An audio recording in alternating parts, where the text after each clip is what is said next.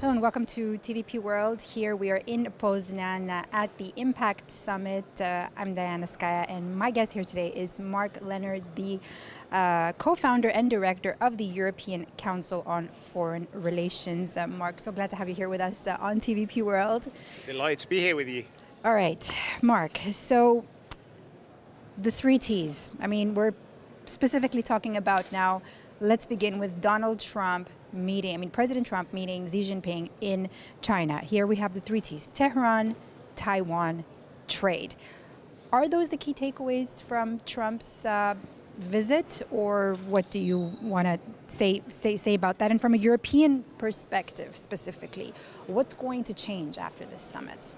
I think the really surprising thing about this summit is that if you go back a couple of years and thought about Donald Trump being re-elected, most people thought that he was going to have China in his sights and would try and push the US into a position where it had real power over China. But in a way, he looked like a supplicant when he went to Beijing.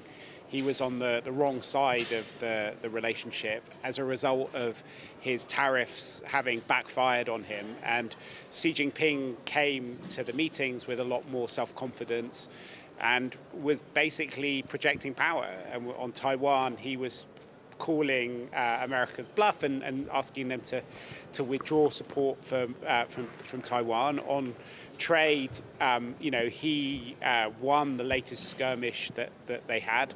And on Tehran, I don't think they were offering any assistance in terms of persuading the Iranians to back down and to accept the American terms in a trade deal, and then also not offering to help open the Straits of Hormuz. So it was quite a sobering meeting from an American perspective. From a European perspective, it's also quite a scary situation for us to be in, because we've had all sorts of problems as a result of the China-American relationship going badly wrong from our perspective.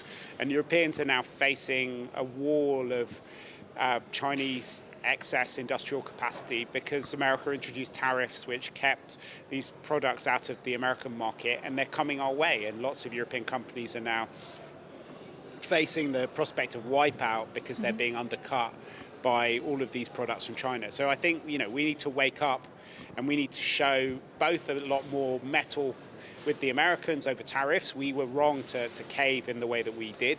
And we also need to show the Chinese that we mean business and that we're not simply going to allow ourselves to be deindustrialized. Again, I mean, it's a balancing act, right, from what you're saying. Do you think, though, that Trump is sidelining Europe? Well, yeah, Trump has shown that he has no affection for Europe, that he doesn't take our security seriously, that he's not a reliable partner. He's introduced tariffs against us. He has undermined the credibility of NATO. He's pursued negotiations with Russia over Ukraine in ways that are very troubling from a European security perspective. He's threatened to annex Greenland.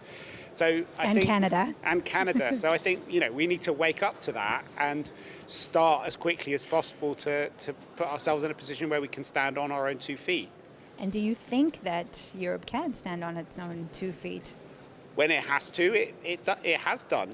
When Russia invaded Ukraine, we were very dependent on Russia for our energy, and we managed to transition to a position where we're less dependent.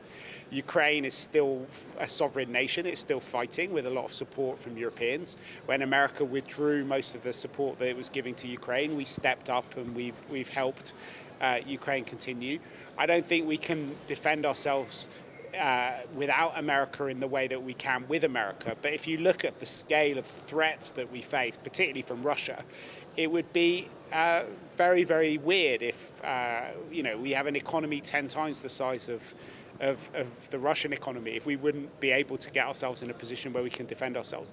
We're starting from a very slow start, and we're having to turn things around very, very quickly. But I think that we have resources, and I think increasingly there is political will to do the right things in more and more countries around Europe.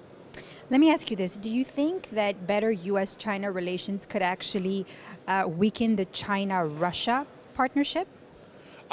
I don't really think so. I think the China-Russia partnership is something which has become quite structural. They have a lot of interests in common. It's a relationship that works very well from a Chinese perspective.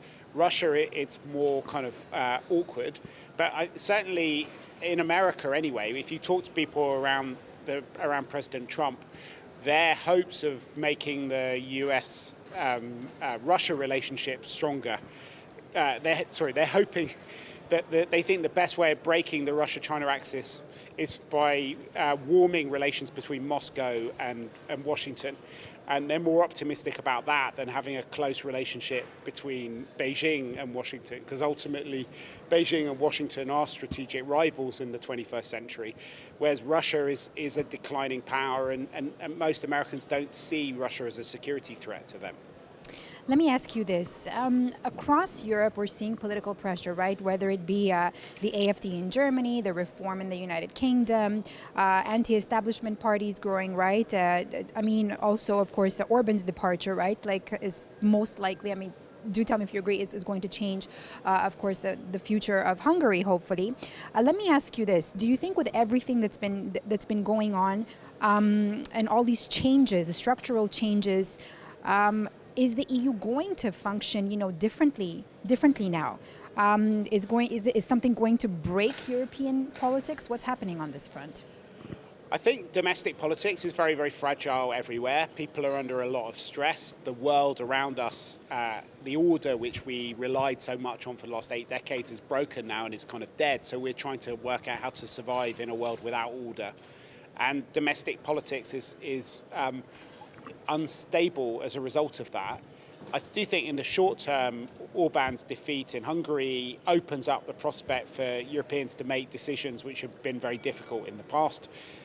Ukraine is the initial beneficiary of that, because this loan, which had been blocked by Orban for a long period of time, has now been unblocked. But what was true of Hungary is true of a lot of other countries, where domestic politics is making it hard for people to make the difficult changes which they need to make to start rearming, to start reinventing their energy policies, to start investing in sovereign infrastructure in their different places. And ultimately, when things go really badly wrong and there is a crisis, by and large, Europeans have stepped up and have managed to get through it.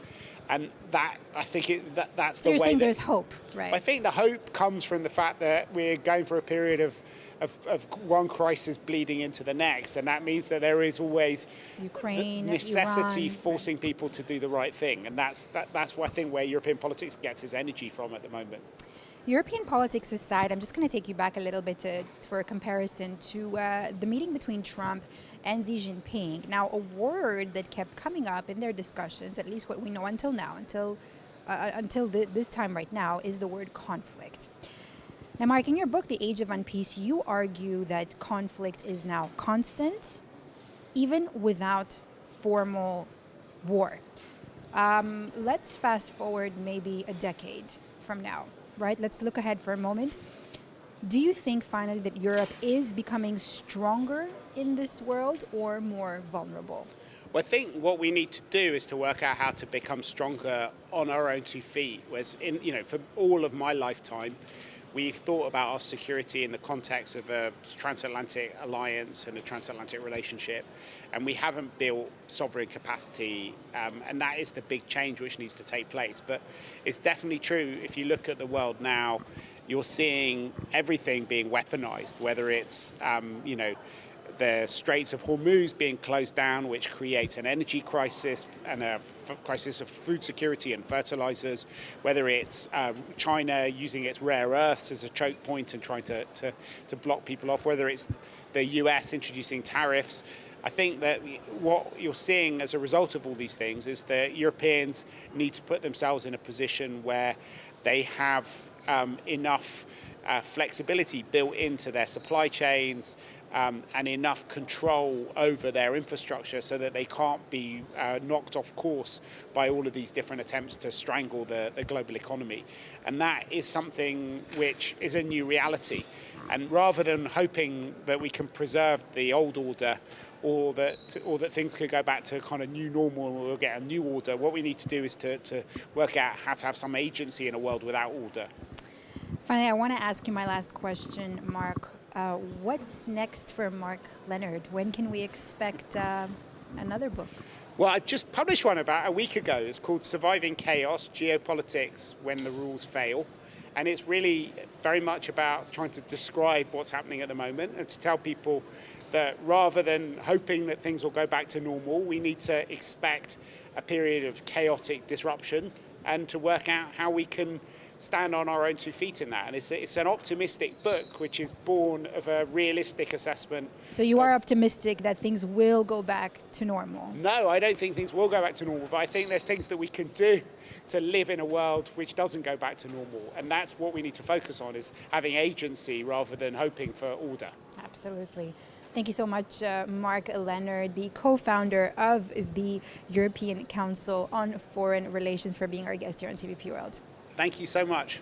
And that's all here for now from Poznan, from Impact. I'm Diana Skaya. I'll see you next time.